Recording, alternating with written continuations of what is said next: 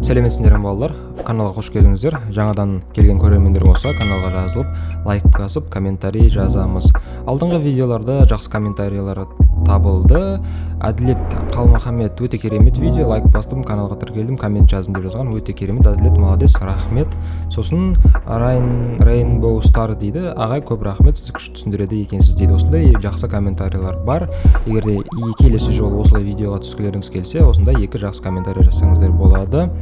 Әділет пен Rainbow Starға көп рахмет. Ендеше видеоға бастаймыз. Айтпақшы, видеода 8-ші сынып 0-11, 0-15 тапсырмаларды қарастыратын боламыз. Бастайық.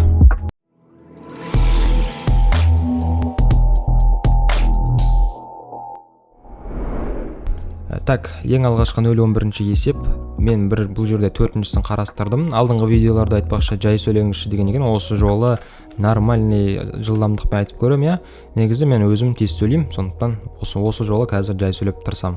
Так, 4-ші есепте x куб плюс x-тің квадраты y минус x y-тің квадраты минус y куб. Мына жерде жақшаның сыртына шығарамыз ұқсас мүшелерді. Например, мына жерде ең бірінші екі қосылғышта x-тің квадраты бар, екеуінде де x-тің кубтың ішінде x квадрат бар, потом мына x-тің квадраты өзі сонда жақшаның сыртына шығарып жібереміз. Ал мына үшінші және төртінші мүшелерде y-тің квадраты бар, сол y-тің квадратын жақшаның сыртына шығарып жібереміз. Сонда x-тің квадратын шығарып жіберген кезде x кубтан бір x қалмай ма? Сонда x-тің квадраты көбейтілген x плюс x квадрат шығып кетті, y-тің өзі ғана қалды. Сонда x-тің квадратын шығарып жіберген кезде x плюс x квадрат көбейту x плюс 1 болады. Минус одан кейін яқтан y-тің квадратын шығарып жіберген кезде x қалады, минус y кубтан 1 y қалады. Не үшін ана жерде плюс болып кетті десеңіздер, онда ана жақшаның алды минус қой, сонда таңбасы өзгереді. Жақшаны ашқан кезде қайтадан минус болу үшін. Вот, сонда в общем айтқанда x-тің квадратын шығарып жүрген кезде x квадрат көбейту x плюс y минус y-тің квадратын шығарып жүрген кезде y квадрат көбейту x плюс y шықты. Осы жерде енді көбейткіштері жіктеу үшін x плюс 1 x плюс y болып тұрған екі жақшаны көріп тұрсың, соны бір жақша қылып аламыз. X плюс y көбейтілген, сол жақшаның сыртындағыларын жазып қоямыз. Яғни x плюс y көбейтілген x-тің квадраты минус y-тің квадраты. Енді осылай қалдырып қоя салсақ болатын еді, бірақ жауабында ары қарай не істейді екенбіз. X плюс y тұрады да, x квадрат минус y квадрат деген қысқаша көбейту формулалар ғой. Сонда x квадрат минус y квадрат деген x минус y, x плюс y болып табылады. Поэтому x плюс y бізде 2 штук, x плюс y квадраты көбейтілген x минус y болады. Міне жауабы осылай екен. 0-12 есеп. Y тең 2 бөлінген x функциясының графигін салыңдар. A, B, C, D нүктелерінің қайсысы осы графиктің бойында жатады. Алдыңғы видеоларды график салуды айтқам, қайталанмайын, сол видеоны көресіңдер. По-моему, алдыңғы 8-ші есептерінде. Мен сендерге просто нүктелердің координаталары берілсе, сол графикте жата ма, графиктің бойында жата ма, жатпай ма, соны айтам. Мысалы, с нүктесін тексерейік, графиктің бойында жата ма, жатпай ма. С-ның координаталары берілген кезде ең бірінші x-тің мәні жазылады, потом y-тің мәні жазылады. Яғни абсцисsaның, потом ординатасының мәні жазылады. Сонда с 1-2, x-іміз 1, с-ның x-і 1, y-і 2. Вот осы мәндерді x тең 1, y тең 2 деген мәндерді мынау графигінің теңдеудің орнына қоямыз. Яғни y-тің орнына 2 қоям, x-тің орнына 1 қоям. 2 тең 2 бөлінген 1, 2 тең 2. Яғни теңдеуіміз дұрыс болса, өтірік нәрсе шықпаса, яғни 2-ге 2 тең ғой. Онда с нүктесі y тең 2 бөлінген x функциясының графигінің бойында жатады екен. Ал егер координаталардың мәндерінің орындарына қойған кезде екеуі бір-біріне тең болмай қалса, например, 2 тең минус 2, 2 тең 5 деген сияқты бір-біріне тең емес нәрселер шықса, онда ол нүкте графиктің бойында жатпайды деген сөз. 0-12 осылай шығады.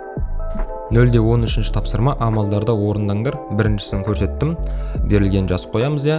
Оп-оңай, бұдан оңай есеп жоқ. Мына жерде бірінші жақшаның ішінде ортақ бөлім береміз. Ортақ бөлім a плюс 1 болады. Бірдің астында 1 бар деп есептейміз. Сонда a плюс 1 астында жазылады, үстінде бөлшектің алымына a-ның өзі тұра береді, плюс 1-дің орнына 1-ді a плюс 1 көбейтеміз ғой. Сонда a плюс 1 болады. Көбейтілген 2a плюс 1-ден 1 плюс a болып тұра береді. Потом a-ға a-ны қосса 2a ғой, соны 1-ден жазып қоя салайын. a қосу a тең 2a деп, потом көріп тұрғандарындай бұл екі бөлшектің арасына көбейту болса қысқарта беруге болады. 2a плюс 1 мен 2a плюс 1 кетіп қалады, 1 плюс a мен a плюс 1 кетіп қалады. Сонда ең аяғында бәрі қысқарып кетеді, бір ғана қалады екен. Жауабы 1. 0-14 тапсырма бөлшектердің периодты ондық бөлшектерге айналдырып, оның Жоқ, оны 0,1-ге дейінгі дәлдікпен жуықтаңдар, жуық мәндердің абсолют және салыстырмалы қателіктерін табыңдар. Мына жерде негізі бәрі түсінікті жазылып тұр. Мысалға қарасаңдар, үшіншісін 5,12-ден 7 дегенде бөлшек береді қайналдырып негізі шығарған. Осыған қарап отырып шығарсаңдар болады. Мен сіздерге кішігірім түсіндіріп жіберейін. Мен екіншісін мысалға алдым, 1,3-ден 2. Бірдің өзі тұра береді, 2-ні 3-ке бөле саламыз да периодын анықтаймыз. Яғни 2-ні 3-ке бөлсек, көріп тұрғандарындай 0,666 болып кете береді. Калькуляторға да бөлсіндер де солай. Сонда 6 деген бізде периоды отты 0,04 периодында 6 деп жазып қоямыз. Бірақ бізге 0,1 емес 101-ге дейінгі дәлдікпен жуықтаңдар деді ғой. Сондықтан біз 0,167 дейміз. Соңғысын жуықтап жүреміз. 6 5-тен үлкен болса бір сан алға кетеді ғой. Сонда 0,666 емес 0,101-ге жуықтаған кезде 0,167, одан кейін бар периодында 6 деп қоямыз. Мінеге біздің жуық мәніміз осы. Енді абсолют қателік табу үшін сол санның өзінен алып тастаймыз жаңағы жуықтаған мәнімізді. 1,3-ден 2-ден 1,167-ні алып тастаймыз жаңағы. Сонда бізде минус шығады, бірақ периодта болғаннан кейін плюс сан шығады, 300-ден 1 болады. 300-ден 1. Енді бұл альфа ғой жаңағы абсолют қателік. Салыстырмалы қателік табу үшін осыған жаңағы 1 бөлінген 300-дің жанына көбейтеміз жаңағы еще нені? Санның өзін. Біздің жаңағы жуықтап алған жаңағы 1,167-ні. Вот.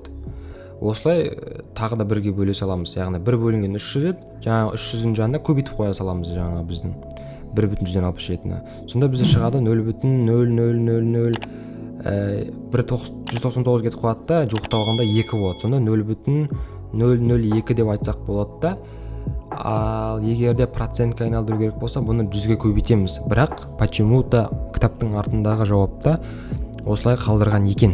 Сондықтан жауабын осылай қалдырайық бізде. 0,15 тапсырма, соңғы есеп, өрнекті ықшамдаңдар. Біріншісін қарасақ, 2a минус 3b минус 4a плюс 7b плюс 3 плюс 3 жақшаның ішінде. Мен берілген көрінбей тұрса жазып қойдым қайтадан. Қараңыздар, бұл жерде жақшаны ашамыз. Өрнекті ықшамдаңдар деген сол қысқарту, жақшаны ашу. Мына жерде жақшаның алдында минус таңбасы тұрғаннан кейін жақшаның ішіндегі сандардың бәрінің таңбалары өзгереді. Яғни 4a минус 4a болады, плюс 7b минус 7 болады, плюс 3 минус 3 болады. Плюс минус болады, плюс 3 минус 3 болады. Көріп тұрсыңдар ғой. Потом 2a минус 4a деген минус 2a болады, минус 3b минус 7b екеуі қосылады, минус 10b болады, минус мен минус 3 тұра береді, басқа қосылғыштары жоқ оған. Міне жауабы осы, кейінше қалады. Қысқарту деген, ықшамдау деген осы енді.